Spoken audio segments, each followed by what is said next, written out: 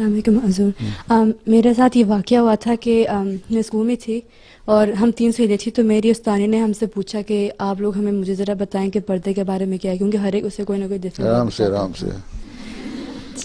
ہم اسکول میں تھے تو ہم 3 نہیں, وہ تو سمجھ آ گئی.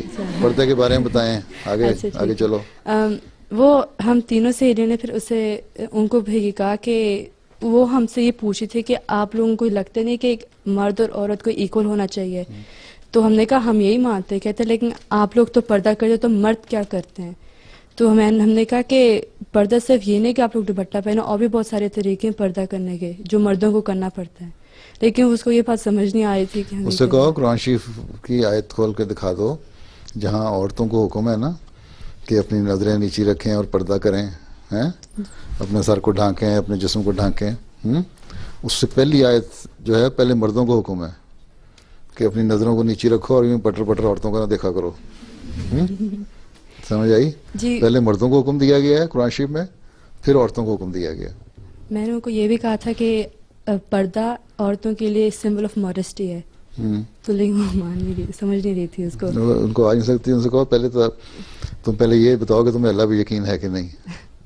جن لوگوں کو اس پہ یقین نہیں ہے وہ انہوں نے اور باتیں کیا کرنی تھی. یہی باتیں لے کے بیٹھی تھی نا جو اسٹیریوٹائپ بنی ہوئی ہیں کہ جو جیسے وہ پہلے لڑکیاں کہی تھیں کہ دوپٹہ پہنتی ہے لیکن باقی کس طرح کا پردہ نہیں ہوتا. وہ کیا تھی, کرسچن تھی نام کی, پریکٹسنگ تو نہیں تھی نا, عمل تو نہیں نہ کرتی تھی. اسے کہو پہلے تو اپنے مذہب کو مانو. تم جب تم اپنے مذہب کو مانو گی نا, بائبل پڑھو گی نا, تم پہلے خود پردہ کرو گی, پھر ہماری بات کرنا.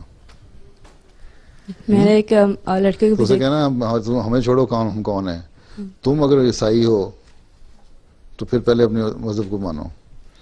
اور کوئی بھی تمہاری بات اس وقت تک نہیں سن سکتا, نہ اس کو مذہب کی سمجھ آ سکتی ہے جب تک وہ اپنے مذہب کو پوری طرح یقین نہ کرتا ہو. بعض لوگ ایسے ہیں, پہلے میں بتا چکا ہوں, جن کو خدا پہ یقین نہیں, ایتھسٹ جو ہیں, ان کو پہلے خدا کی ذات پہ یقین دلواؤ تو پھر تمہاری بات مانیں گے نا. ایک بحث کو لینے کی ضرورت نہیں. ان سے کہو اور بہت سارے ایشوز ہیں, ایک ایک کر کے سارٹ آؤٹ کرو نا. یہ پردہ بھی اس میں سے ایک ہے. اسلام میں آخر اچھائیاں بھی تو ہیں, اچھائیوں کو تو پہلے دیکھو جو تمہیں سمجھ آتی ہیں اچھائیاں. جو تمہیں سمجھ نہیں اچھائیاں آ رہی ان کو بعد میں حل کر لیں گے. جی. اور یہ بھی کہ جب میں جرمنی میں رہتی تھی تو تب جو میرا اسکول تھا تب میں میری ایک اور سہیلی تھی, ہم صرف 2 ہی لڑکیاں تھیں جو پورے اسکول میں پردہ کرتی تھیں, دوپٹہ پہنتی تھیں. تو اس طریقے سے اگر لڑکیاں اس ایکسپیرینس سے گزرے تو لگتا ہے ان کا ایمان اور ذرا مضبوط کانفیڈنس پیدا ہوتا ہے. ہاں جی.